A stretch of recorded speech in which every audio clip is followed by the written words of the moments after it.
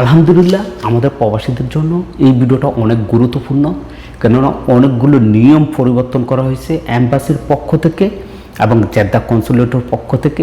যে ট্যুর যাবে দুটি অঞ্চলে আগামী 24 তারিখ এবং 25 তারিখ। প্রথম ট্যুরটি যাবে হচ্ছে ইয়াম্বো শহরে এবং দ্বিতীয়ত হচ্ছে যে 24 তারিখ এবং 25 তারিখ আরআর অঞ্চলে।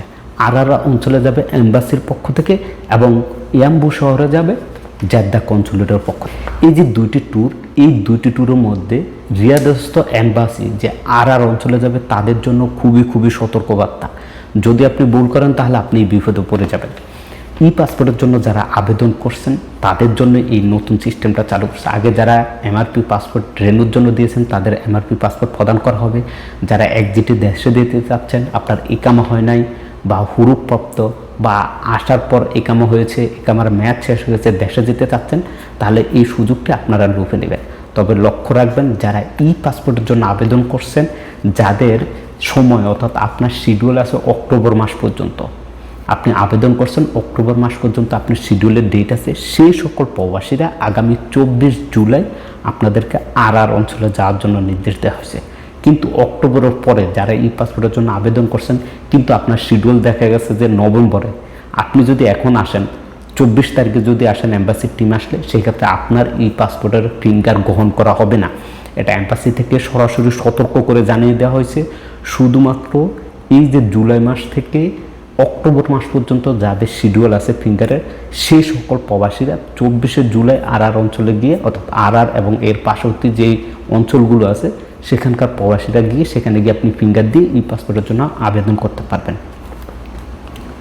দ্বিতীয়ত হচ্ছে আগামী 25 তারিখ, অর্থাৎ 24 তারিখ শুক্রবার, 25 তারিখ শনিবার। 25 তারিখ যে সমস্ত প্রবাসীরা যারা ই পাসপোর্টের জন্য আবেদন করছেন, কিন্তু আপনার শিডিউলের ডেট হচ্ছে নভেম্বর এবং ডিসেম্বর, এই 2 মাস শুধুমাত্র তাদেরকেই বলা হয়েছে যে আপনারা 25 জুলাই এম্বাসি ট্যুর আসবে, সেখানে আপনাদেরকে আগামী 25 জুলাই উপস্থিত হয়ে সেখানে আপনাদেরকে ফিঙ্গারগুলো সম্পূর্ণ করার জন্য নির্দেশ দেওয়া হয়েছে।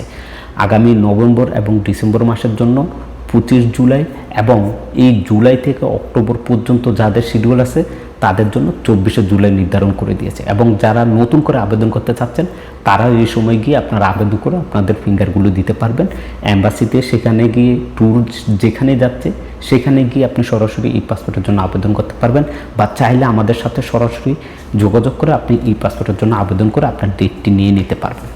এবার আসেন ইয়াম্বো শহরে 24 এবং 25 সেম শুক্রবার এবং শনিবার। আপনাদের জন্য কোনো নির্দিষ্ট দিন নেই, আপনি একবারে ডিসেম্বর মাস পর্যন্ত যাদের শিডিউল আছে ফিঙ্গার ডেট আছে তারা সবাই গিয়ে আপনারা সেখানে ফিঙ্গার দিয়ে আপনার ই পাসপোর্টের কার্যক্রমগুলো কমপ্লিট করে নিতে পারবেন। ভিডিওটা শেয়ার করে দেবেন, আমাদের হাজার প্রবাসী ভাই উপকৃত হবে।